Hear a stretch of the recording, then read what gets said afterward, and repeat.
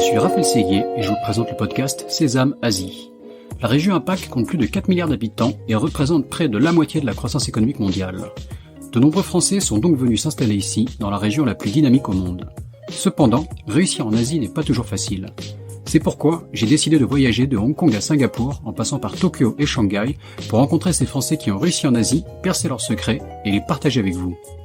Si le podcast Sésame Asie vous plaît, n'oubliez pas de laisser 5 étoiles et un commentaire sur Apple Podcast, cela m'aide beaucoup. Je vous souhaite une bonne écoute. Bonjour Pierre-Nicolas. Bonjour Raphaël. Merci de nous recevoir dans tes bureaux de Hong Kong. Donc Pierre-Nicolas Disser, tu es Chief Commercial Officer de Kima, anciennement appelé Asia Inspection, une entreprise bien connue dans le domaine du contrôle qualité et bien plus. On est dans des magnifiques bureaux à Causeway Bay avec une vue sur tout le harbor. Donc c'est la limite du podcast. On peut pas faire partager la vue à tout le monde. C'est une des plus belles réussites entrepreneuriales dans la région française, je dirais, Kima. Donc vraiment excitant de faire un épisode avec toi. Tu es là depuis le tout début de l'aventure, donc tu vas un peu nous raconter tout ça. T'as aussi un profil, on va dire presque entrepreneurial, quoi, d'avoir été fait partie de toute cette aventure depuis le début. Et c'est hyper aussi intéressant par rapport aux autres profils que j'ai pu avoir, qui étaient souvent des entrepreneurs. Donc là, vous êtes vraiment une belle boîte qui arrive avec, je vais donner quelques chiffres, pas loin de 6000 clients, 30 bureaux à travers le monde, vous opérez dans 85 pays, 3000 employés. Et donc on va rentrer un peu dans l'aventure Kima et comment tout ça s'est passé pour toi en Asie. Donc je vais te demander pour commencer de t'introduire brièvement. Très bien, ravi de te recevoir effectivement dans ces beaux bureaux de Causeway Bay. Donc moi je suis Pierre-Nicolas Disser comme tu l'as dit, j'ai 44 ans et j'ai rejoint donc le groupe Kima il y a 16 ans maintenant et je suis depuis 13 ans à Hong Kong, où je suis responsable effectivement de tout ce qui est top line, donc revenu et satisfaction client. Voilà. Top line et satisfaction client. Oui. D'accord. Ok. Donc tu es C-level et tu chapeautes tout le commercial, on peut dire. C'est ça. Donc je suis effectivement C-level et donc je suis responsable de tout le revenu du groupe Kima, avec une équipe de commerciaux et de customer service qui sont à travers le monde. Et il y a à peu près aujourd'hui un tout petit peu plus de 180 personnes dans cette équipe. D'accord, très bien. Tu es en Asie depuis combien de temps ? Comment ça s'est passé ton arrivée ? Donc ça fait 13 ans en fait que je suis installé à Hong Kong, que je vis à Hong Kong. Ouais. Et les 2 années précédentes où j'étais à Paris, j'avais des business trips réguliers avec l'Asie, mais donc vraiment 100% du temps basé à Hong Kong depuis 13 ans. D'accord, donc tu faisais déjà du sourcing ou du contrôle qualité, tu travaillais déjà avec la Chine, donc quand tu es venu t'installer ici, ça s'est passé de manière assez smooth, on va dire. Ouais, c'est ça, c'est que avant Asia Inspection en fait, qui aujourd'hui est Kima, je travaillais dans la trading du groupe. Il y avait une trading du groupe où il y avait des bureaux d'achat en Chine et des bureaux de vente en Europe.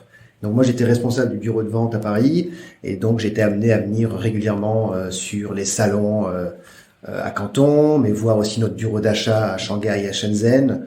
Donc je venais régulièrement en fait sur l'Asie une à deux fois par an en fait dans le cadre de cette activité de trading.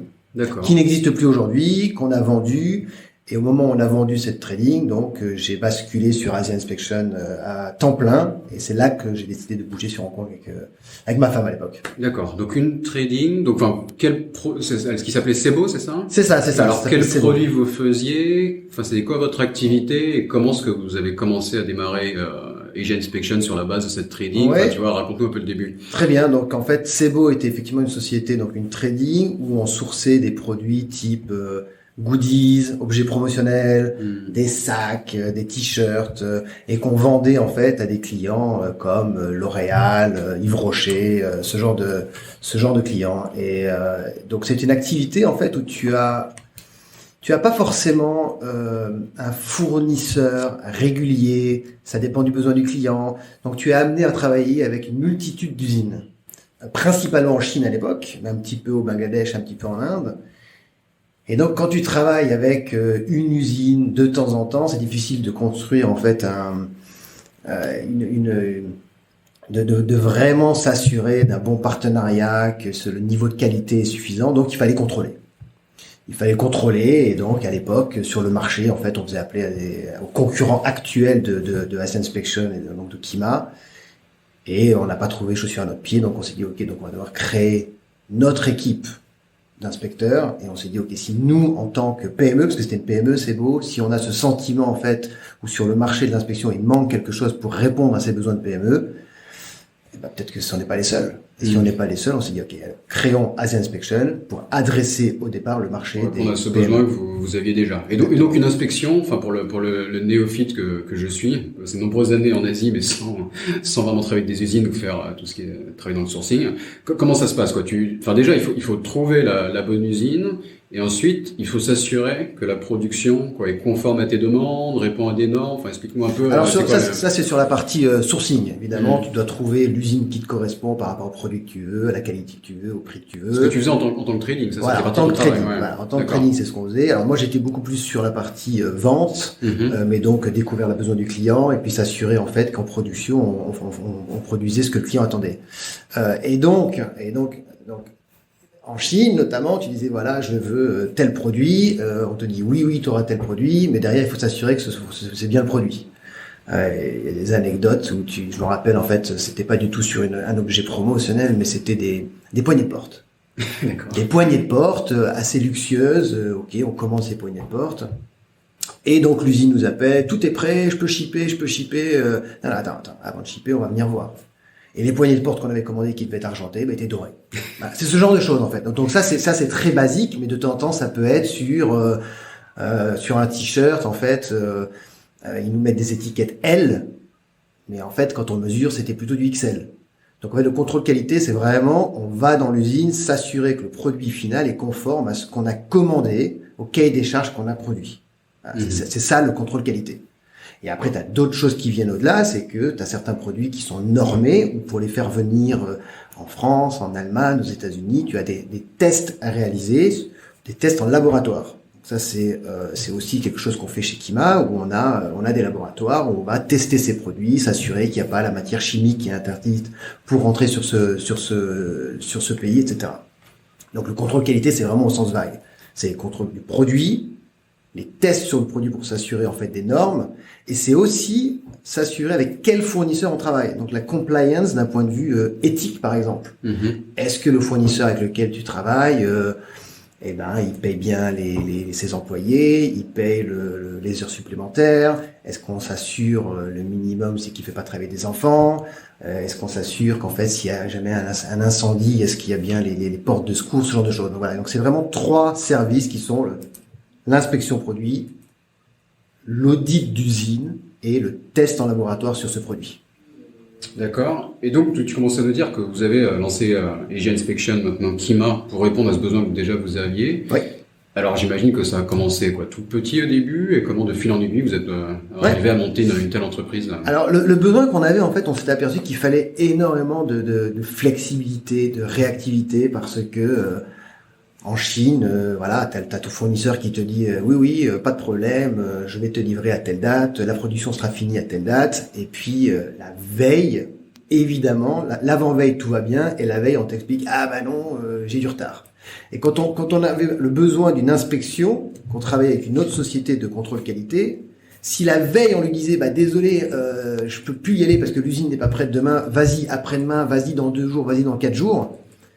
Et là, c'était compliqué, c'était pas possible, il fallait quand même payer. Donc, il n'y avait pas cette flexibilité dont on avait besoin, nous, en tant que PME qui travaillait avec l'Asie.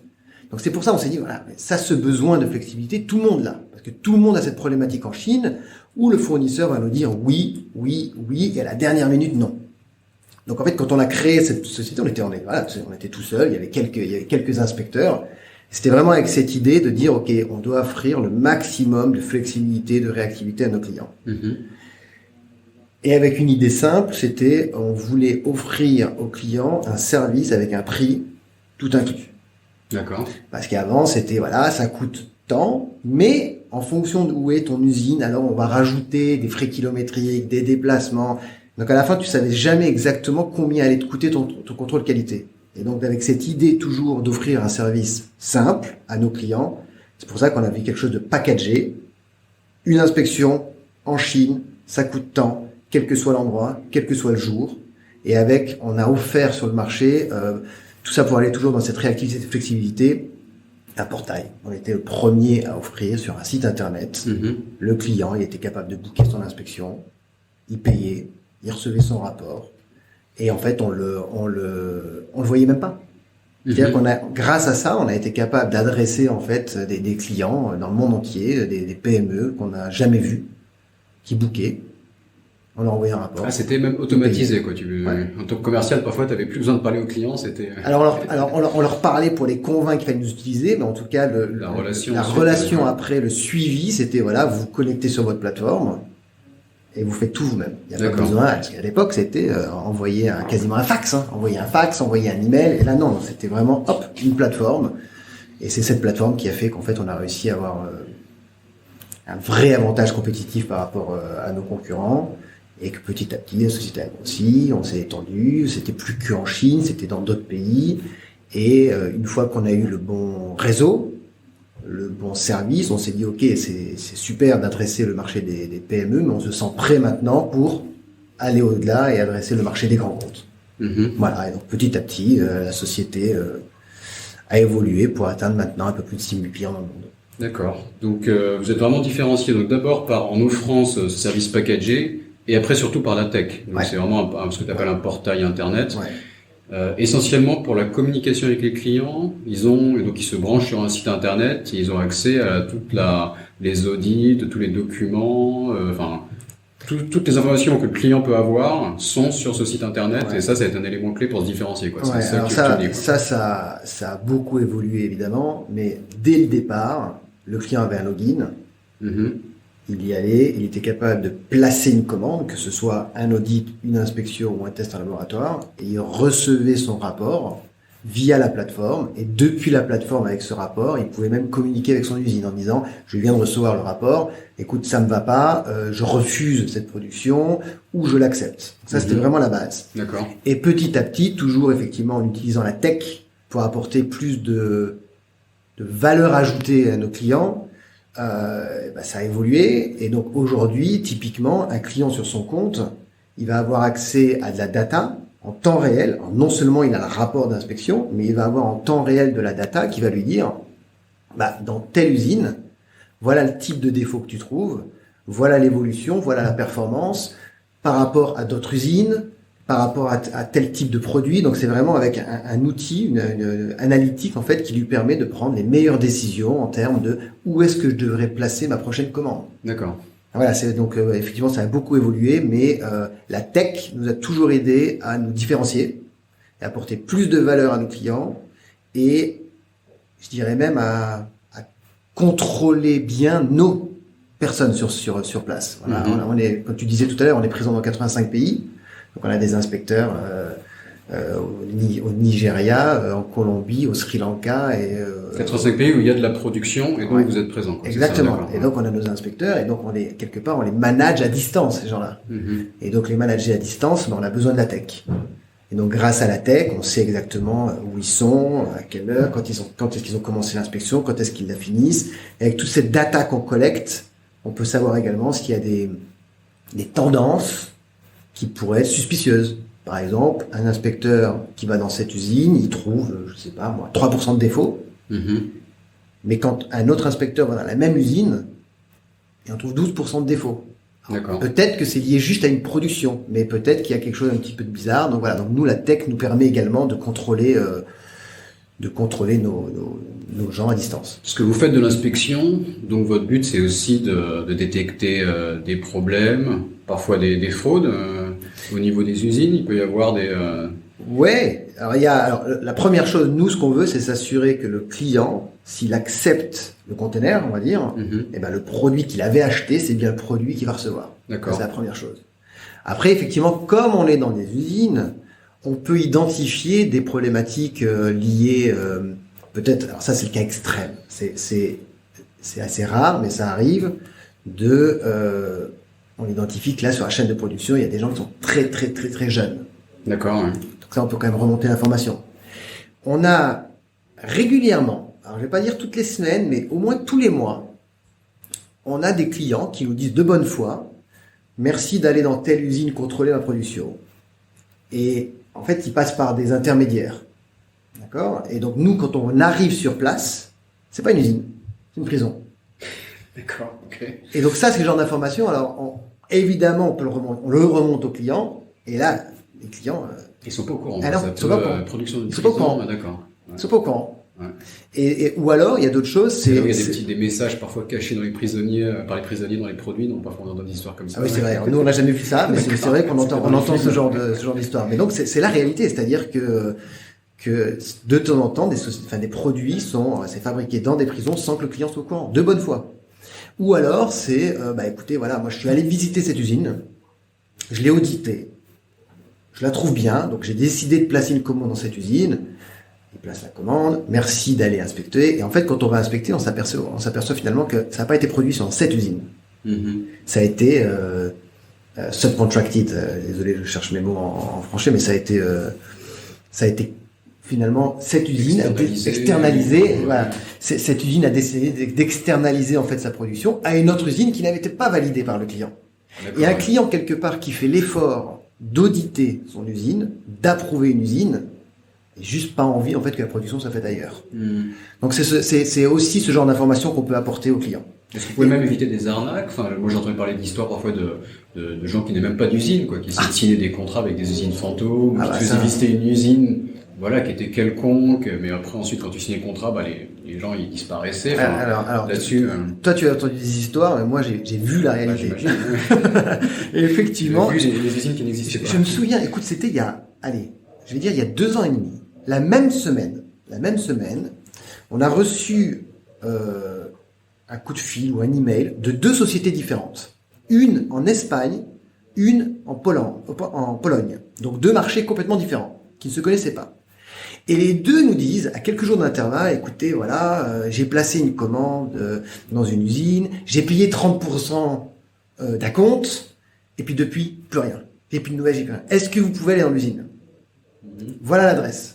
C'était en Indonésie. Je me rappelle l'adresse, c'était en Indonésie et c'était du mobilier pour salon extérieur. En tech, super. Oui, je suis allé visiter tel salon et j'ai trouvé que le stand était fantastique, ils avaient des super produits. Ils m'ont envoyé des échantillons qui étaient magnifiques, donc j'ai placé la commande. Mais depuis, plus de nouvelles. Est-ce que vous pouvez aller voir? On va à l'usine, on va à l'adresse qu'ils nous donnent. Absolument rien. Un terrain vague, rien. Et la même semaine, 2 clients de 2 marchés différents nous ont envoyé sur la même supposée usine. Et donc et donc là, nous on y va et le constat seulement c'est, désolé, ça n'existe pas. Donc vous avez juste perdu 30%. Donc ça arrive. Donc ce qui est clair, c'est que la prochaine fois, ces gens-là, avant de placer une commande et de payer 30%, ils vont soit se déplacer eux-mêmes pour aller voir si une usine existe, ou ils enverront des sociétés comme Kiva pour dire est-ce que vous pouvez aller auditer l'usine avant que je place ma commande. Mais là, ils étaient un peu brûlés, on va dire. Ça doit faire mal. Ça fait mal. Et sur le sujet de la fraude aussi, enfin en Chine, on parle souvent de corruption. Oui. Comment est-ce que vous gérez ça? Est-ce que même vos inspecteurs, parfois, eux, il peut y avoir une incentive pour une usine à corrompre vos inspecteurs, voilà. Enfin, comment? Oui. Parle de corruption, j'imagine que t'as sûrement plein d'idées qui te viennent en tête. Ouais, non, c'est quelque chose qui existe. Mm-hmm. C'est quelque chose qui est. Moi, j'ai l'habitude de dire à mes clients, en fonction du pays d'où ils viennent, vous, comme sport national, vous avez le football, et en Chine, ils ont quelque part la corruption. Mais attention, parce que c'est pas très. Mais attention, je rajoute toujours que c'est pas forcément. Parfois, ça commence où la corruption? C'est-à-dire que tu vas dans une usine et puis ils veulent être sûrs que l'inspecteur se sent bien et ils vont leur offrir le lunch. Ou ils vont leur offrir un petit truc. Donc c'est pas forcément pour dire tiens, je t'offre le lunch pour que tu fermes les yeux sur des potentiels problèmes qualité. Mais où est-ce que ça commence en fait? Parce que si on commence à offrir un lunch, c'est dans la relation chinoise de passer du temps ensemble, de déjeuner, voire même de faire un tour en voiture pour montrer le site touristique à côté. Ouais. Moi, ça m'est arrivé et il y avait aucune corruption. Enfin après, tout est relatif, on peut en discuter, mais ça faisait partie de la culture d'apprendre à se connaître pour faire du business ensemble. Exactement. Donc, clairement, la ligne, parfois, tu peux être un peu flou. C'est très très flou parce qu'en fait, qu'est-ce qui peut influencer un inspecteur ou pas? Donc nous, en fait, on a une politique qui est vraiment, non, on refuse les lunchs, on refuse les dîners, on refuse même que l'usine vienne nous chercher à la station de bus le plus proche. Ça, c'est interdit. Ah, même à ce point-là. C'est interdit parce que même le premier. Super strict, quoi. Ouais, ça c'est. Alors après, ça arrive quand même. Ça arrive. Alors donc ça c'est vraiment, donc c'est pour ça. Donc il y a ce côté très culturel qui peut à un moment donné avoir cette limite entre ce qui est de la corruption ou pas. Donc ça, donc on l'interdit. Et après, tu as vraiment t'as effectivement une usine. T'imagines, il y a quand même des enjeux parfois énormes où ils ont des containers et des containers qui valent des centaines de milliers de dollars. Un inspecteur quelque part, s'il dit il y a 4% de défauts alors que le client veut 3% de défauts, ça a des impacts quand même sur l'usine. Donc le risque, c'est que l'usine dit écoute, tiens, je te donne 1000 RMB, je te donne 2000 RMB, tu fermes les yeux. L'autre risque, c'est que l'inspecteur dise écoute, tu me donnes 2000 RMB et comme ça je ferme les yeux. Donc ça existe et donc nous on doit au quotidien se battre pour contrôler que ça n'arrive pas. Et donc là, nous, on a décidé, tu vois, par exemple, de lutter contre ces corruptions avec de l'argent par de l'argent. C'est-à-dire que si jamais un inspecteur nous remonte qu'une usine a essayé de lui donner une petite enveloppe rouge avec 500 RMB, 1000 RMB, peu importe, alors nous, on va donner à nos inspecteurs un bonus. Merci de ton honnêteté. Ce qu'on va faire, c'est qu'on va envoyer un email à tous nos inspecteurs avec la photo de cet inspecteur. Merci pour ton honnêteté. Tu as gagné 100 US dollars de bonus pour ton honnêteté. Donc, on lui donne de la face. Donc ça, c'est vraiment, ça aide en fait à limiter le risque de corruption. Il y a plein de choses. Et ce que je te disais, c'est que la technologie nous aide énormément aussi. Parce qu'on sait exactement qu'un inspecteur a passé tant de temps. C'est quand même bizarre, il devrait passer 2 heures, il en passe 1 heure, qu'est-ce qui se passe? Donc on peut renvoyer quelqu'un pour vérifier. Et les inspecteurs, ils le savent qu'on a ces moyens de contrôler, donc en fait, ça limite ce risque. D'accord. Tu reviens sur le sujet de la technologie, donc il y a un de vos gros éléments différenciants. Donc on a bien compris sur la relation client, etc. Qu'est-ce que fait votre portail, mais vous avez encore plus de solutions innovantes. J'ai entendu parler d'un live stream où on pouvait visiter un peu les usines. Est-ce que c'est que des caméras ou comment ça se passe? Tu vois, dis-nous un peu les solutions innovantes existantes et peut-être même le futur si vous avez des. Alors ça c'est quelque chose en fait. C'est un peu lié au précédent sujet de contrôler nos inspecteurs sur place pour éviter ces potentiels problèmes de bribery, de corruption, pardon. En fait, on a développé quelque chose où on est capable de prendre la main du téléphone de nos inspecteurs. C'est-à-dire qu'on lui envoie juste un lien, il clique et tout d'un coup, on voit ce qu'il voit. On a la main sur son téléphone. D'accord. Donc, quand il se balade dans l'usine, on voit et on peut lui dire, écoute, tiens, ce qu'on faisait, c'est qu'on lui disait, écoute, juste va prendre ce carton-là de façon, non, celui qui est en haut à gauche, là. Non, vraiment, en haut à gauche. Ouvre-le devant moi. Et on regardait, et donc tout se passe bien. Donc, quelque part, il y avait un moyen de dire à l'inspecteur au départ, on est capable de voir ce que tu vois à n'importe quel moment. Donc, ça sert à rien de nous raconter des blagues. D'accord. Et ce qui s'est passé avec le Covid, c'est qu'il y a eu beaucoup de provinces, de pays où on ne pouvait plus y aller. On ne pouvait plus y aller parce que les usines refusaient d'avoir des inspecteurs qui venaient d'autres provinces. Ils refusaient d'avoir un inspecteur, une personne tierce extérieure à nous qui rentre dans ces usines. Et donc là, on s'est dit, attends, offrons à nos clients cette technologie en disant, écoute, je comprends, on va pas y aller, mais plutôt que tu fasses confiance 100% à l'usine, pourquoi tu prendrais pas la main sur le téléphone de l'usine et nous, on sera derrière, on va guider l'usine, on va faire une inspection avec l'usine. Donc effectivement, on utilise cette technologie maintenant, et donc grâce au Covid, c'est un nouveau service qui est sorti et qui marche très bien, et qui a vu dans la vision de certains des clients, même après Covid, en fonction du niveau de risque, parce que c'est quand même mieux d'avoir une personne sur place, vont continuer à faire ce qu'on appelle, donc c'est des remote guided audits, plutôt que vraiment un audit physique. Donc ça, c'est effectivement, donc on a utilisé la technologie pour continuer à avoir du revenu pendant ce Covid qu'on n'aurait pas eu si on n'avait pas eu cette technologie. D'accord, très bien. Et donc sur les audits, donc tu as commencé à en parler, vous avez différents types d'audits, ça peut être éthique, environnemental, de structure. Oui. Alors, explique-moi un peu qu'est-ce que c'est. Est-ce que c'est des demandes qui viennent des clients parfois c'est de votre propre ressort, quand tu as cité parfois des ouvriers trop jeunes, enfin là j'imagine que c'est votre propre code éthique. Ouais. Donc voilà, comment ça se passe? Alors juste quand on fait une inspection et qu'on dit voilà, on a identifié peut-être un risque, c'est pas un auditeur, c'est pas un audit, mais c'est juste pour un espèce de drapeau rouge à nos clients, attention, il y a peut-être quelque chose de pas bien. Après un audit, donc c'est pas un inspecteur, c'est un auditeur, c'est pas la même formation. Et effectivement, il y a plusieurs types d'audits. Donc là, j'ai envie de dire, le facteur numéro 1 qui déclenche un audit, c'est quand même le consommateur final, qui est de plus en plus à l'écoute, qui est notamment les milléniums. Tu vois, c'est quelque chose, ok, j'achète un produit, mais je veux savoir où il a été fabriqué. Je veux savoir dans quelles conditions il a été fabriqué. Donc il y a quand même cette pression en fait du consommateur final qui fait que maintenant, toutes les marques, tous les retailers ont des programmes d'audit, doivent jouer la transparence. Et donc il y a des audits technique, mais ça c'est pas forcément pour le consommateur, c'est plus pour s'assurer que l'usine est bien organisée, que la production soit bien faite, qu'il y ait moins de problèmes de qualité. Pour s'assurer par exemple qu'une usine qui nous dise oui, je vais accepter une production de millions de pièces, est-ce qu'ils ont la capacité de produire? Donc ça c'est vraiment un audit technique, manufacturing. Et après, donc plus ce qui est poussé par le consommateur, c'est des audits environnementaux ou des audits sociaux. Et donc là, on va aller dans l'usine. Donc c'est vraiment sur c'est ce que je te disais tout à l'heure, est-ce que les heures supplémentaires sont payées? Est-ce que quand ils ont des cantines, tout est aux normes hygiéniques? Est-ce que il y a des extincteurs partout, des alarmes à incendie partout au cas où il y a un problème?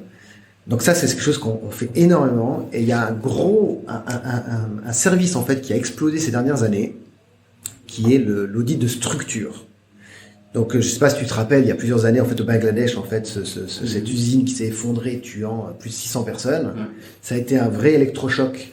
Parce que même des marques disaient, je ne savais pas que ma production était dans telle usine. Je sais pas si tu te rappelles. Alors, est-ce que c'était vrai, est-ce que c'était pas vrai? Mais bon, il y a des grandes marques qui ont été prises au piège là-dessus. Et donc, au Bangladesh, il y a un énorme travail, en fait, de s'assurer que les buildings étaient safe. Et donc, c'était vraiment avec des ingénieurs civils, de voir la structure du building, de voir les plans du building, de voir si le building qui avait été fait, par exemple, avec 3 étages, si tout d'un coup, ils n'avaient pas décidé d'en construire un 4e, un 5e, un 6e. Et ça, c'est quelque chose qui s'est fait au Bangladesh et qui, petit à petit, en fait, s'est étendu dans tous les pays. Donc maintenant, on fait énormément, notamment pour les grands groupes, les grandes marques, des audits de structure au Vietnam, en Inde, en Chine. Le lendemain d'un tremblement de terre, par exemple, est-ce que mon usine qui était à 200, 300, 500 km, la structure n'a pas un peu bougé, il y a un risque d'effondrement. Et dans ce type d'audit, on regarde aussi la partie électrique. Parce qu'il y a aussi, on voit régulièrement des incendies dans des usines, il y avait des grillages aux fenêtres qui n'ont pas pu sortir, ce genre de choses. Et donc, en fait, on s'assure aussi que la partie électrique donc, dans une usine est aux normes. Voilà, donc ça, c'est le genre d'audit qu'on fait de plus en plus. D'accord. Et donc, vous avez travaillé donc, avec les PME au début, ouais. Et vous passez de plus en plus avec des grands comptes, des grands groupes. Comment ça se passe? J'imagine que sur votre manière de travailler, sur les services offerts, ça doit changer pas mal de choses. Alors, on travaille toujours avec des PME et des grands groupes, mais effectivement, la part des grands groupes a évolué sur les dernières années. Tu peux nous donner quelques noms pour qu'on identifie quel type d'entreprise tu as? Oui, nous on travaille avec des sociétés comme Gap, Ralph Lauren, comme Costco, comme Casino. Voilà, ça c'est genre de grosses sociétés. Mais si on reprend les catégories de clients, donc il y a les marques, il y a des importateurs. Oui. Et il y a des retailers. Et il y a des retailers. Ouais. Alors des retailers, c'est pour leur propre marque, par exemple. Alors c'est soit pour leur propre marque, soit en fait ils souhaitent prendre le contrôle sur même les marques existantes qu'ils achètent. D'accord. Ouais. Ok. Double contrôle. Et donc ça peut être inspecté, la même production peut être inspectée par plusieurs entreprises. Exactement. D'accord. Exactement. Okay. Mais la production, c'est même une usine quand elle dit qu'elle contrôle. Et effectivement, elle contrôle. Donc, la production, elle est contrôlée par des sociétés comme Kima, mais aussi par parfois les équipes du client, parfois par les travailleurs en fait dans l'usine. Donc, elle est inspectée plusieurs fois une production. Mm-hmm.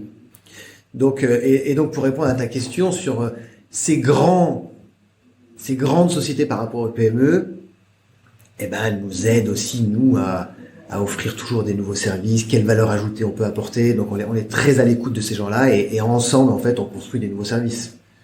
Et sur la visibilité, la data qu'on offre aujourd'hui, bah ça a été aussi par moi je rencontre énormément de clients et on fait des points réguliers et moi j'aime bien poser cette question, mais allez, vous avez une feuille blanche idéalement, mais qu'est-ce qu'on peut faire? Comment on pourrait vous aider?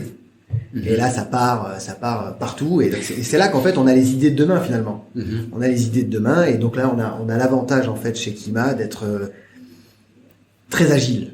Et donc, si on sent qu'il y a un besoin client qui peut bénéficier à un grand large, on saute dessus, on développe, on market et on vend. Donc voilà, donc être à l'écoute de ces grands comptes nous a fait quand même développer des nouveaux services régulièrement.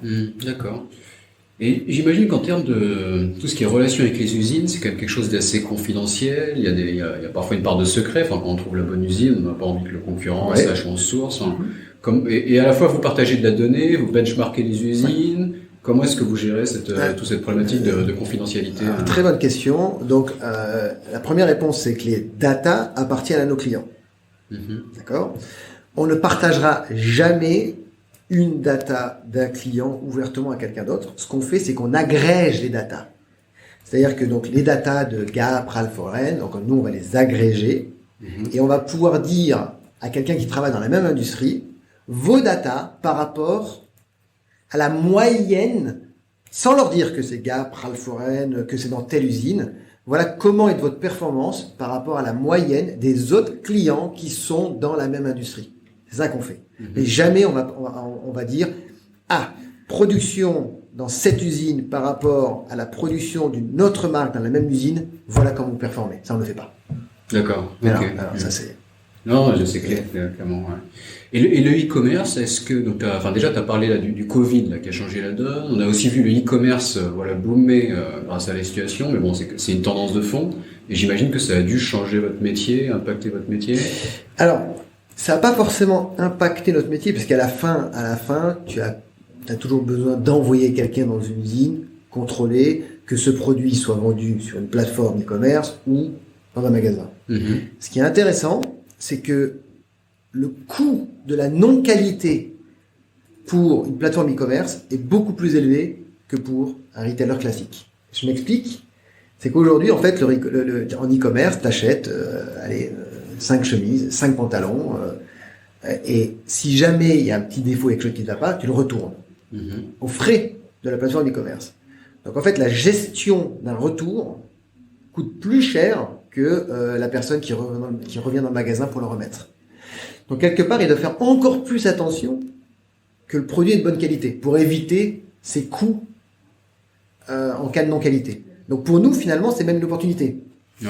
Et ce qui est intéressant, c'est que c'est des gens qui ont cet ADN de la tech, de la data, qui veulent de la visibilité. Et donc, comme on est capable de leur offrir cette visibilité, c'est aussi un avantage pour nous. Donc, nous, ça n'a pas forcément changé le métier de base. En revanche, il faut être toujours plus rapide. Toujours plus rapide. D'accord. Même sur des nouveaux modèles comme le dropshipping. Donc, pour expliquer, typiquement, quand c'est une usine qui va directement shipper au client final, ça peut être par exemple depuis la Chine jusqu'à un client final en Occident. Oui. Là, est-ce qu'il y a un contrôle qualité qui se fait? Enfin, comment ça marche? Alors, là, c'est dans ce cas précis, c'est l'usine qui devrait demander un contrôle qualité. Elles le font rarement. Elles le font rarement parce qu'elles ont leur process, elles pensent que tout va bien. Mais là, encore une fois, ça sera la façon, ma vision, moi, c'est que c'est le consommateur avec les réseaux sociaux, etc., qui va dire j'ai commandé de telle usine, la qualité est pas terrible, et ça va forcer finalement les usines à se mettre au niveau, soit eux-mêmes, soit faire appel à des gens comme nous.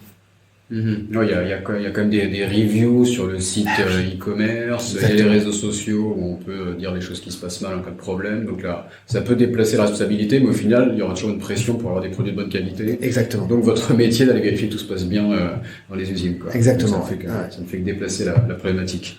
Et tout ce qui est Alibaba, AliExpress, enfin tous les sites internet qui peuvent permettre alors est-ce que c'est du sourcing ou enfin voilà des plateformes où on peut trouver des usines, des fournisseurs.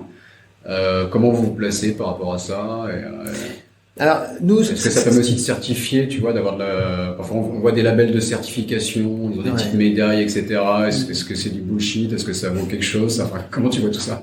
Et comment ça impacte ton business? Alors, c'est des sociétés qui ont beaucoup plus impacté le métier du sourcing que le nôtre. C'est-à-dire qu'en fait, ça a permis, en fait, d'éliminer des intermédiaires. Et finalement, quelque part, c'est assez facile pour quelqu'un qui est dans son garage au fin fond de l'Arizona de commander un container d'un produit X en Chine maintenant. Alors qu'il y a 15 ans, c'était pas possible. Il devait soit y aller, soit se déplacer, soit passer par des intermédiaires. Donc ça a beaucoup plus changé le métier du sourcing, je dirais. Après... Et donc, ce qui vous impacte forcément, vous êtes... Ouais, ce qui impacte... Quand le sourcing bouge, forcément, le QC ouais, peut être impacté. Mais après, en fait, cette personne qui décide de faire confiance à cette usine qu'il n'a pas visitée, qu'il a trouvée grâce au site Alibaba, toujours pareil, est-ce qu'elle va payer ses 30% de déposit de façon aveugle, en priant, je brûle un cierge en espérant que tout va bien? On peut le faire une fois, on peut le faire 2 fois, on peut le faire 3 fois. Mais s'il y a un container qui arrive avec 40% de défaut, le bénéfice, en fait, des 5-6 premiers containers qui sont arrivés, il peut tous perdre. Donc ça, évidemment, nous, on pousse ce message pour que, même s'ils vont directement acheter via Alibaba, ils demandent quand même un contrôle qualité. Après, le côté macaron, gold, silver... c'est un peu comme les médailles sur les bouteilles de vin, faut s'y méfier. Ouais, moi je me méfie parce que je vois que nous aussi, ils nous demandent de venir sur ces plateformes. Mais en fait, pour venir sur ces plateformes, pour être bien placé, pour avoir le bon macaron, faut payer. Donc bon, c'est pas forcément la qualité rendue, enfin du service rendu. Moi, en tout cas, en tant que consommateur, je me méfie toujours, moi, des gold, silver. Je vois plus comme du marketing. D'accord. Et donc vous êtes une entreprise donc qui a été créée par un Français, donc c'est Sébastien. Ouais, Sébastien Breteau. Qui reste CEO de l'entreprise. Exactement. Vous étiez une équipe de Français au début. Je te pose la question. Et comment est-ce que ça évolue maintenant avec la taille que vous avez? Est-ce que vous restez une boîte avec un ADN un peu français ou est-ce que vous êtes totalement international? Alors oui, Sébastien est français. Il a créé la société à Hong Kong. Donc c'est une société. Donc le headquarter est à Hong Kong. Société. Finalement, les quelques Français qui sont effectivement chez Kima, ils ont tous quitté la France depuis très très longtemps. Donc on se considère pas vraiment comme français. On est vraiment dans le. On a quitté notre pays, et voilà, c'est plutôt international. Au niveau officer, il y a encore plus de Français que d'autres nationalités, mais on a une Chinoise, on a un Anglais, et au niveau de la boîte, la nationalité française, c'est certainement pas la numéro 1. Je sais pas, il y a peut-être, on a 3000 employés. Même dans le management, il reste quelques Français dans le management quand même. Oui, bien sûr.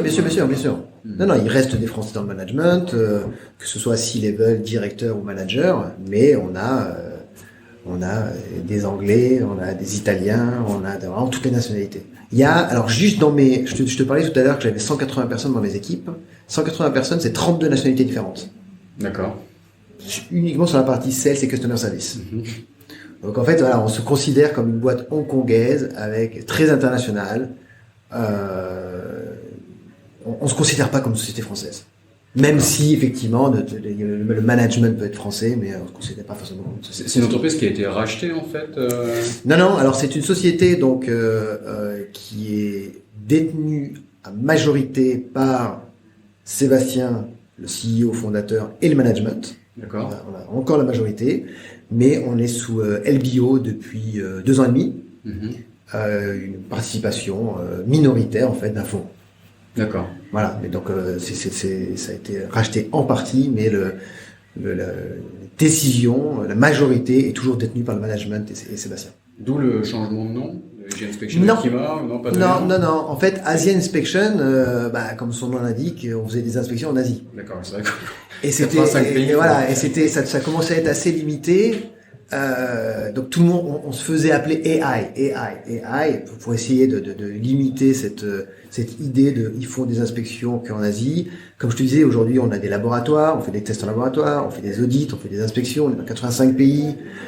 Voilà, donc on est venu avec changement de nom il y a fin 2018 et c'est Kima. Qui veut rien dire. de poser la question. Ouais, c'est clair. Non, qui veut rien dire. Il y en a qui peut dire, c'est quality, inspection, management, audit. Mais non, c'est pas pour ça qu'on l'a fait. Le .com était dispo. Ouais, mais ça sonne bien dans toutes les langues. Il y a certains, tu vois, on a un marché qui est en plein boom en ce moment, c'est le marché du Middle East. Et en arabe, ça veut dire valeur. Donc c'est pas mal. Voilà. Donc il y a des significations dans différentes langues, mais c'est pas pour ça qu'on l'a pris. On aimait bien le Q de Kima, le Q qui fait toujours penser à une loupe. Et donc on va quand même nous voir. On a le logo sous les yeux, donc tu le dis, c'est une loupe. Ouais. Voilà, c'est une loupe. Donc on voulait garder ce Q dans notre nom, et assez court, donc d'où Kima. D'accord. Et donc avec cette présence mondiale de 85 pays, qu'est-ce que tu vois comme mouvement au niveau de la production? Donc on parle toujours de la Chine et on dit qu'il y a des pays comme le Vietnam qui ressortent et que la production bouge par exemple un peu au Vietnam. Est-ce que c'est vrai? Est-ce que tu vois des mouvements significatif? C'est quoi ta vision des choses? Alors, c'est vrai, mais c'est pas nouveau en fait. Ça fait déjà plusieurs années en fait que ça bouge. En fait, il y a plusieurs années déjà, d'un point de vue sourcing, les entreprises disaient Chine plus 1. C'est-à-dire qu'elles étaient en majorité dépendantes de la Chine et elles ont commencé à dire bon, allez, il faut le plus 1, un autre pays, alternative, au cas où. Et donc, en fonction de leur production, c'était l'Inde, c'était le Bangladesh, c'était le Vietnam, c'était le Cambodge. Mais sauf que le plus 1, il a volé en éclats maintenant. Et c'est du plus 2, plus 3, plus 4, plus 5. Donc ça a été favorisé par la guerre commerciale. On a quand même beaucoup de sociétés américaines qui se sont dit, allez, je dois quitter la Chine, ou alors réduire ma dépendance à la Chine. Donc ces gens-là, ils sont partis effectivement, alors toujours en fonction de leur catégorie de produits. Mais les grands bénéficiaires, c'est effectivement le Vietnam, le Bangladesh pour le textile. Et en fait, on voit également un sourcing qui est fait de plus en plus proche du pays de destination. Donc on voit par exemple nos clients nord-américains, alors qui sont encore en grande majorité en Asie, mais qui commencent à sourcer de plus en plus au Honduras, en République dominicaine, au Mexique, donc plus proche. L'Europe. Pour des raisons. Pour des raisons, c'est toujours pareil, c'est que on parle du e-commerce, on parle le speed. D'accord. Speed. Et en gros, maintenant, c'est des collections, quand on voit des H&M, quand on voit des Zara, en fait, les collections, elles changent sans arrêt, donc il faut toujours réduire et les délais d'approvisionnement, enfin, de production, mais également de transport. Donc, en fait, de produire plus proche, ça te permet aussi de gagner quelques jours. D'accord, la rapidité. Et aussi, j'imagine qu'en termes de qualité, il y a des pays qui doivent faire des progrès. Oui, oui. Enfin, il y a quelques années, la Chine était incontournable sur pas mal de choses. J'avais des amis qui essayaient de sourcer, qui essayaient l'Inde, etc. Ils disaient, on revient toujours à la Chine. Mais d'après ce que tu me dis, d'autres pays doivent progresser. Alors, il y a des produits qui progressent en termes de qualité, qui sont toujours limités en termes d'infrastructure par rapport à la Chine. Et donc, ce que tu vas gagner, la première raison aussi, pourquoi il y a des gens qui partent de la Chine, c'est parce que le coût en Chine a augmenté. Bien sûr. D'accord. Et donc, comme il y a toujours une course à produire moins cher, on va vers des pays où la main-d'œuvre est toujours moins chère. Mais en fait, ce qui gagnait sur le coût de production, l'infrastructure faisait qu'en fait, on perdait en frais de transport, ce genre de choses. Il y a également un autre problème sur tous ces pays-là, c'est que la matière première vient de Chine. Et donc ça, tu peux bouger une usine de production, mais la matière première, quand elle est en Chine, Donc c'est plus en fait, ils bougeaient avec des producteurs chinois complets, toute la chaîne qui bouge. Et c'était vraiment baisser les coûts, éviter les tarifs. Et voilà. Et donc, juste, je peux donner un chiffre, c'est-à-dire que le Vietnam, chez nous, si je parle uniquement des inspections, d'accord, cette année, il reste plus qu'un mois, mais les projections, ça devrait être 9% de nos inspections aujourd'hui sont faites en Chine. Fin 2019, c'était 4%. En Chine ou au Vietnam? Pardon, au Vietnam. D'accord. Excuse-moi, ouais. Au Vietnam. Donc on voit bien qu'il y a une très forte progression du Vietnam. La Chine reste numéro 1, continue à croître, mais la part en fait de la Chine diminue, en tout cas nous dans notre. Parce qu'on parle souvent du Vietnam, et je suis curieux parce que je me suis amusé à regarder. Si tu regardes en termes de PIB, le Vietnam, ça équivaut à une petite province chinoise. Ça équivaut, c'est un petit peu au-dessus du Tibet et du Xinjiang, mais ça donne mais c'est pour ça on dit que le Vietnam va remplacer la Chine. C'est pour ça que ça m'amuse toujours quand on dit Vietnam c'est la nouvelle Chine. Non, Vietnam c'est le nouveau Shenzhen. C'est tout. C'est-à-dire qu'effectivement, mais bon, ça reste quand même des. Et en termes de taille, parce qu'après, il y a un autre problème. Là, tu commences à parler de supply chain, de tout ce qui est, il y a des produits complexes qui sont produits en Chine. Donc Shenzhen, c'est beaucoup d'électronique. Ouais. Et de ce que je comprends, il y a une supply chain, il y a tout une enfilade de différents suppliers, un produit qui va être sourcé chez un autre, etc. Et une supply chain qui est juste irremplaçable sur certains produits un peu plus sophistiqués. Complètement. En fait, c'est pour ça qu'on s'aperçoit que les productions qui bougent en dehors de Chine, c'est les productions où il y a beaucoup de main-d'œuvre. Simple, avec de la main-d'œuvre. Il y a beaucoup de main-d'œuvre. Donc le textile, typiquement. C'est la première chose qui bouge. Voilà, c'est la première chose qui bouge. L'électronique, il va pas bouger comme ça.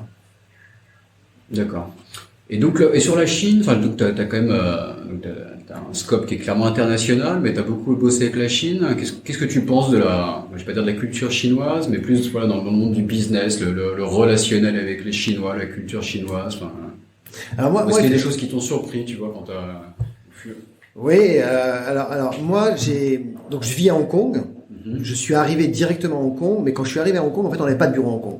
Je suis arrivé à Hong Kong, clairement, parce que ma femme m'a dit, OK, moi, je veux bien bouger, mais je préfère Hong Kong que Shenzhen. Bon, donc, pour ça qu'on s'est installé sur Hong Kong, mais on n'avait pas de bureau à l'époque.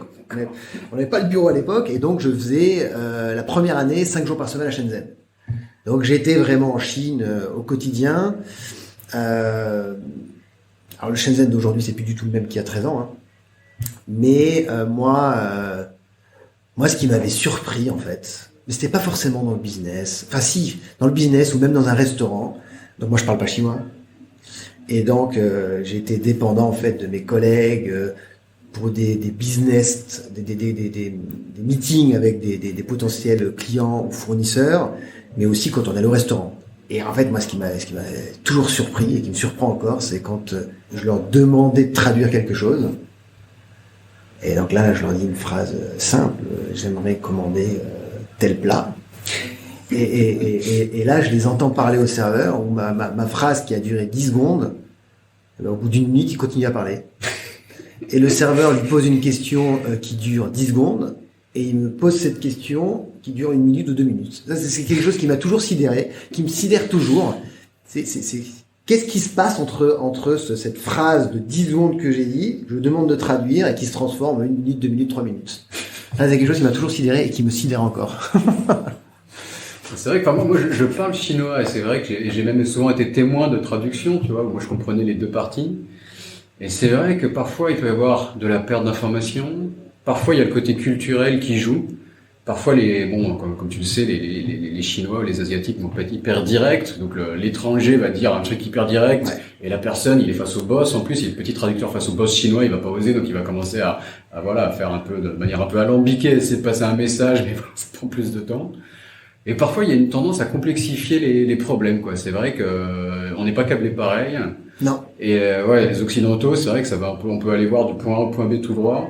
Alors que le chinois, quand on fait des schémas, parfois ça ressemble un peu à notre spaghetti, quoi. Parfois il complexifie les choses. À tort ou à raison, hein. Il y a des fois quand les stratèges chinois sont connus avec leur stratégie hyper complexe et souvent c'est eux qui gagnent, donc je juge pas. Mais non, c'est assez amusant, quoi. Et donc comment est-ce que t'as essayé d'apprendre un peu de chinois? Comment t'as géré cette situation? Est-ce que t'as une solution à ce mystère? Ouais. Alors, quand je suis arrivé, je me suis dit allez, je vais apprendre le chinois. Mais je vivais pas en Chine. Ma femme n'est pas chinoise. À Hong Kong, tout le monde parle anglais, donc j'ai commencé à prendre des cours de mandarin, et puis je faisais des journées de dingue, et en sortant, j'avais juste qu'une envie, c'était tout sauf me mettre dans le mandarin. Donc en fait, la honte, c'est que 13 ans après, je parle toujours pas mandarin. Donc ça sera le gros manque en fait sur mon CV, dans ma carrière, après avoir passé tant d'années en Asie. Mais donc je peux pas dire, c'est grâce à maintenant mon niveau de chinois que je comprends mieux ça. Mais seule chose, c'est que la compréhension de la culture, quoi. Voilà. Et par exemple, quand tu es en situation de traduction, le restaurant ils sont de côté, mais plus en business, est-ce que tu as des astuces pour vérifier que l'information est bien passée? Tu vois, tu sais pas ce que le traducteur a dit, mais... Ouais, alors déjà, j'aime bien que le traducteur ce soit quelqu'un de confiance. Mm-hmm. Comme ça, je sais qu'en fait le message, même s'il est plus long, en fait le message passe. Mais après, la seule chose que j'ai fait, c'est que je l'ai accepté. Au début, je comprenais pas. Je me suis dit, c'est pas possible. Attends, je te pose une question. Ça dure 10 secondes. Pourquoi je comprenais pas. Je l'acceptais pas. Puis à un moment donné, tu l'acceptes, t'en joues même, tu rigoles avec, et même tu leur dis, écoute, dis-lui qu'en fait, c'est quand même intéressant parce que viens de me répondre en 3 minutes, alors que lui vient de te parler en 10 secondes. Dis-lui que ça me fait rire, ça. Et voilà. Et donc, tu joues avec. Je le comprends pas mieux, mais je l'accepte en tout cas. C'est le début de la sagesse d'accepter. On n'a pas forcément la solution. Mais... Ah, exactement. D'accord. Oui, tout ça, ça m'amène un peu à me demander. Enfin, j'ai l'impression que pour résumer, on est vraiment dans un monde qui change, quoi. Donc, on a eu le Covid cette année, très clairement. On parlait des différents pays de production et comment les productions se déplacent à travers le monde. On a parlé de la tech et des nouvelles innovations, du e-commerce.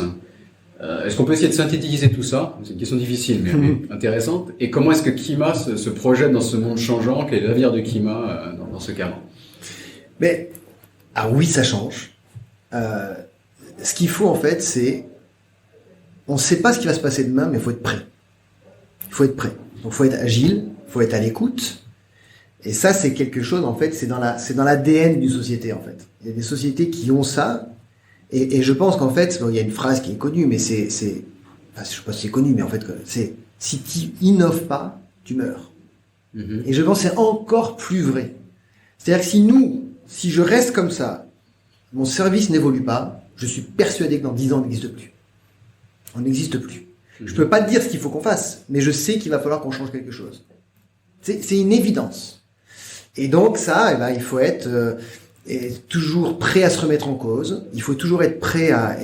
mais ça, c'est pas forcément pour Kima, mais je pense qu'il faut être prêt à n'importe quel moment à accepter, à cannibaliser son service pour peut-être lancer un nouveau service, le service de demain.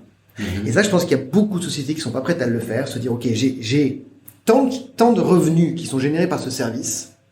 Je sens que ce service, il est amené à disparaître, mais j'ai pas envie d'amener le nouveau service qui va faire que tout d'un coup, mon service actuel, il va diminuer de 50%. Et je pense que c'est une vraie erreur. Il faut accepter, en fait, de couper ce service si on pense que de toute façon, il est amené à mourir dans 2, 3, 10 ans. Mm-hmm. Parce que si on le fait pas nous, quelqu'un va le faire. D'accord. Ouais. Mais quand je dis nous, c'est pas Kima, hein, moi je parle d'un business d'une manière générale. Il faut avoir cette capacité, en fait, à accepter de se remettre en cause, à changer ce qui marche, avant de le changer quand ça marche plus. Mm-hmm. C'est de plus en plus vrai. D'accord, très bien.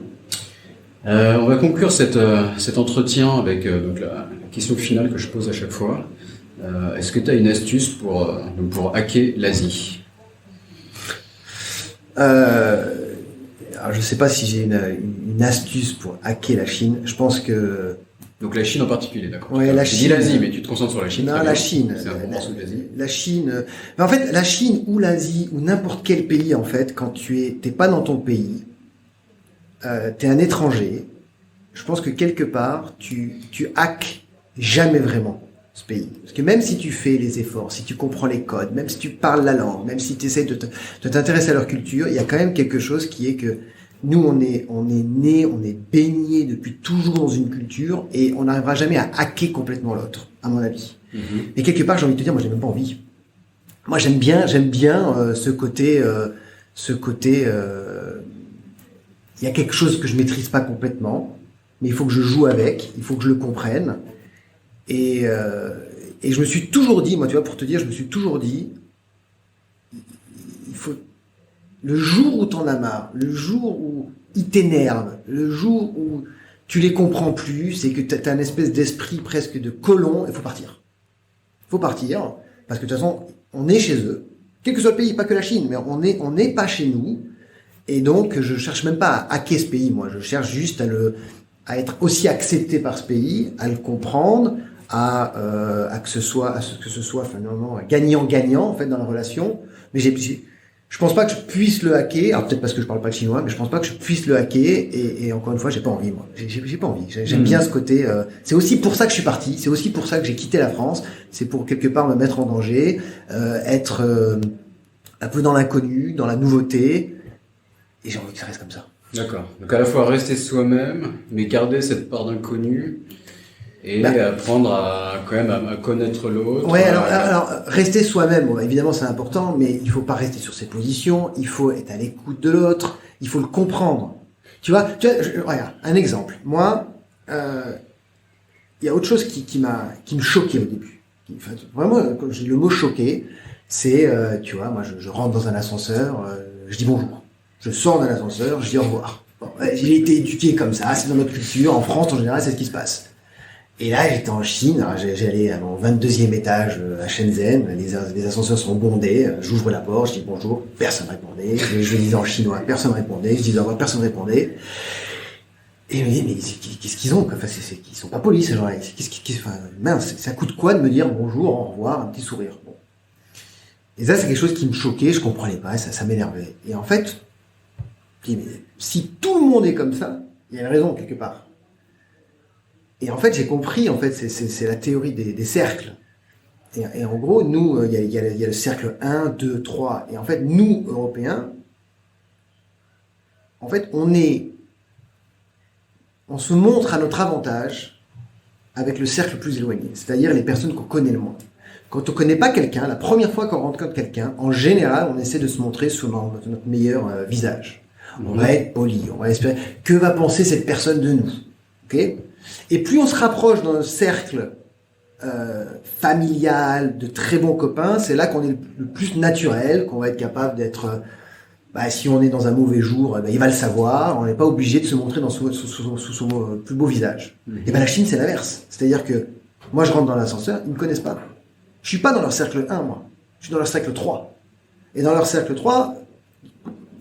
Ils n'ont pas envie de passer du temps, de l'énergie sur ce cercle 3. En revanche, sur leur cercle 1, ils vont être beaucoup plus avenants, beaucoup plus sympas, beaucoup plus protectifs que nous. Et donc moi je comprenais pas ça, mais finalement c'est peut-être eux qui ont raison. Et quand on voit finalement la façon dont ils gèrent leurs anciens par rapport à la façon dont nous, Européens, on gère nos anciens, nous on les met à l'EHPAD, eux ils les mettent chez eux. Donc c'est parce que le cercle 1 il est beaucoup plus important. Et quand tu comprends ça, tu te dis... moi je continue à leur dire bonjour en rentrant dans l'ascenseur, hein, parce que tu restes toi-même. Ouais, parce que tu vois, je suis né comme ça, machin, mais j'attends pas qu'ils me disent merci, et, bonjour, au revoir. Et finalement, je le comprends. Tu vois. Mais j'ai vu des scènes dans des usines avec le manager français qui est fraîchement débarqué de France, qui va serrer la pince de tous les ouvriers, et des scènes de compréhension, quoi. Il y a des chocs culturels assez marrants. Exactement. Pour me faire l'avocat du diable, ce que tu dis est totalement juste. À la fois le côté, et il y a des côtés positifs, tu vois, t'as parlé de comment ils s'occupent des personnes âgées, etc. Mais à la fois, il y a des côtés extrêmes. Il y avait une vidéo qui avait fait le buzz avec je crois que c'était une enfant qui s'était fait écraser et personne ne venait la secourir. Donc il peut y avoir une sorte d'indifférence. C'est un cas extrême, que je cite, mais il peut y avoir une sorte d'indifférence ou de côté un peu sauvage qu'on peut appeler parfois les gens qu'ils arrivent en Chine, ils peuvent dire que là les Chinois sont mal polis. Donc c'est extrême, parce qu'ils peuvent être d'une politesse presque obséquieuse dans les affaires, dans la relation, à la fois dans la rue on peut se faire un peu bousculer et il y a des gens qui crachent encore par terre. Donc voilà, il peut y avoir ces côtés un peu extrêmes, quoi, de l'indifférence face à l'inconnu. Ah non, mais c'est clair. C'est pour ça qu'en fait quelque part, c'est pas forcément que je l'accepte complètement, mais je le comprends quand on voit pourquoi ils le font, on le comprend mieux en fait. Après, encore une fois, c'est pour ça que je peux pas le hacker ce pays, c'est que ma culture fait que moi je vais continuer à dire bonjour.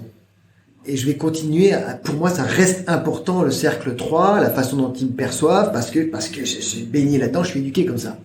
Tu vois ce que je veux dire? Donc, de toute façon, c'est tous les systèmes. Il y a le bon et il y a le pas bon. Mais si toi, quand tu arrives dans un pays, t'es pas chez toi, tu penses que le bon c'est que le tien, c'est que ton système, et que tu essaies de les faire changer, c'est même pas la peine, ne viens pas, reste chez toi, reste en France. D'accord, donc je sais pas si c'est un hack, mais en tout cas, t'expliques très clairement comment les efforts que tu as fait pour comprendre la culture, et bon, forcément ça aide de faire cet effort-là, et de se comparer, d'accord, très bien. Ouais. Bon, c'est parfait, je te remercie pour cette très belle conclusion. Merci beaucoup. Je t'en prie, merci à toi. Cet épisode de Sésamazie est maintenant fini. Si vous êtes toujours là, c'est que ça vous a sûrement plu. N'hésitez donc pas à laisser 5 étoiles et un commentaire sur Apple Podcast, cela m'aide beaucoup. Pour me contacter, le plus simple est de m'ajouter sur LinkedIn, Raphaël Séguier, S-E-G-H-I-E-R. N'hésitez pas à me dire ce que vous avez pensé du podcast, à suggérer des invités ou des thèmes qui vous intéressent. Tout feedback est le bienvenu. Merci d'avance et je vous retrouve au prochain épisode. Salut!